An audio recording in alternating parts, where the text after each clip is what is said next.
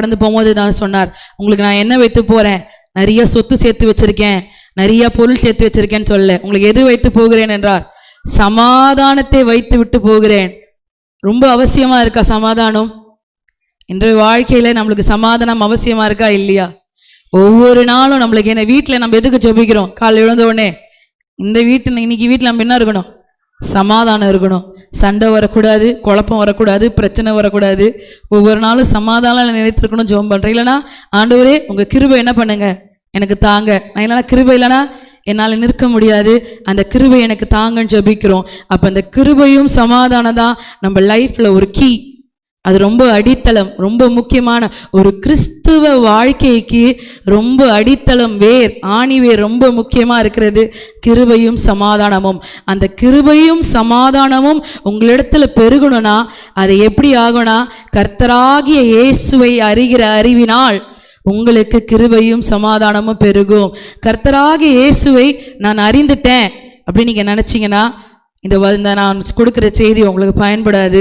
நீங்கள் கர்த்தராகிய இயேசுவை இன்னும் அதிகமாக நீங்கள் அறிந்துக்கணும் அப்படின்றதான் இந்த வார்த்தைகளை நம்ம இடத்துல கொண்டு வருகிறேன். அடுத்த வசனம் நீங்கள் பார்த்தீங்கன்னா, இந்த கர்த்தரை அறிகிற அறிவு எப்படி வரும்னா, தம்முடைய மகிமையினாலும் காருண்யத்தினாலும்.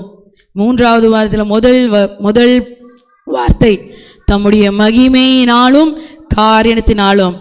அதனால என்ன வரும்? இந்த கிருபையும் சமாதானமும் நம்ம இடத்துல வரும். நீங்க அதோடைய அந்த மூன்றாம் பகுதியோட பின்பகுதியை வாசிச்சீங்கன்னா போனோம், அறிவினால என்ன வருமா? ஜீவனுக்கும் தேவ பக்திக்கும் வேண்டிய யாவற்றையும். கிருபையும் சமாதானம் மட்டும் இல்லை, ஜீவனுக்கும் தேவ பக்திக்கும். Everything you need for living எப்படி வரும் தெரியுமா? By the knowing the knowledge of Christ. கர்த்தருடைய அறிவு உங்களுக்குள்ள இருந்துட்டா, ஜீவனுக்கு ஏதுவான தேவ பக்தின்னு போட்டிருக்கு. ஆனால் வேற ஒரு மொழிபெயர்ப்புல everything you need for living. உங்கள் வாழ்வைக்கு என்ன தேவை? நீங்கள் பேரிடுங்களேன். நம்ம பைபிளில் எவ்வளோ வரலாறு நம்ம படிக்கிறோம், எவ்வளோ செய்திகளை கேட்குறோம். அவங்க வாழ்க்கைக்கு எலியா போய் எங்கே உட்கார்ந்தான்? வனாந்தரத்தில் விழுந்தான். அவனுக்கு தேவை சாப்பாடு. வந்துச்சா? எந்த இடத்துல வாழ்க்கைக்கு எது தேவை? நம்ம வாழ்வதற்கு எதுக்கு தேவை? சாப்பாடு தேவை, இருக்கிற வீடு தேவை. அது இல்லாமல் நம்ம இருக்கோமா? அப்போ அது கூட எது தருதுதான்? கர்த்தரை அறிகிற அறிவு தான் ஜீவனுக்கு ஏதுவான யாவற்றையும் தருகிறது. உங்களுக்கு சமாதானம் கிருபையும் மட்டும் இல்லை, ஜீவனுக்கு ஏதுவான இது எல்லாவற்றையும் அவருடைய மகிமையினாலே நாம் எப்படி பெற்றுக்கொள்கிறோம்? அவருடைய மகிமையினாலே நம்மளுக்கு தந்தொரு இருக்கிறார். கர்த்தரை அறிகிற